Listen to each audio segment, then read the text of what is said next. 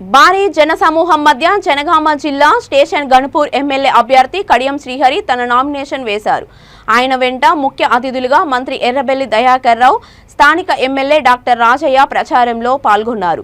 ర్యాలీకి రాష్ట్ర rice mill association ఉపాధ్యక్షుడు బెల్ది వెంకన్న, 7 మండలాలలోని జెడ్పీటీసీలు, ఎంపీటీసీలు, క్లస్టర్లు ఇన్ఛార్జీలు, ముఖ్య నాయకులు, కార్యకర్తలు, అధిక సంఖ్యలో కార్యకర్తలు భారీగా తరలివచ్చారు.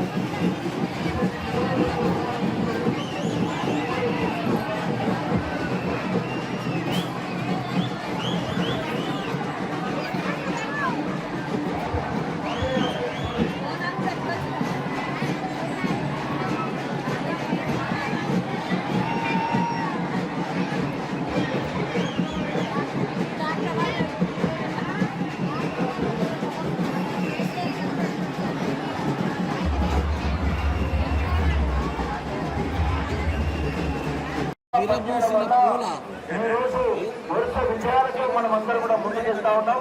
ఈ ర్యాలీని చూసిన తర్వాత ప్రతిపక్షాల గుండెల్లో రైళ్లు పరిగెత్తే విధంగా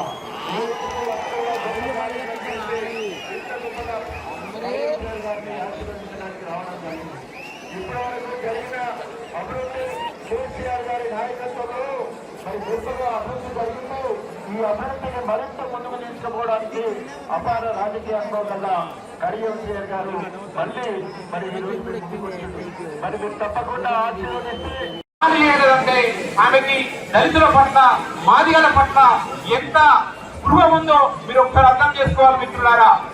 కాబట్టి ఇందిరా గారు ఓడినా గెలిచినా ఆమె హైదరాబాద్ లో ఉన్న తప్ప నియోజకవర్గ ప్రజలకి పని కూడా చేయాలనే విషయాన్ని కూడా నేను చెప్పాలనుకుంటున్నాను. అంతేకాకుండా మనం ఒక ఛాయ్ కొట్టు పెట్టుకోవాలని ఇన్విటేషన్ కార్డు ప్రింట్ చేసి హైదరాబాద్ పోతే ఆమె బెంగళూరులో వ్యాపారం ఉంటుందని చెప్తారు, చెన్నైలో వ్యాపారం ఉందని చెప్తారు. 4 రోజుల ముందు మనం కార్డు ప్రింట్ చేపిస్తే దాన్ని ఎక్స్పైర్ అయిపోయిన తర్వాత మా అపాయింట్మెంట్ వస్తుంది. కాబట్టి మిత్రులారా, మీరు ఒకసారి ఆలోచించండి. పరిపాలన మీద ఏమాత్రం అవగాహన లేనటువంటి సింగపురం ఇందిరా గారిని, కాంగ్రెస్ అభ్యర్థిని మనం తప్పనిసరిగా ఓడించాల్సినటువంటి అవసరం ఉంది.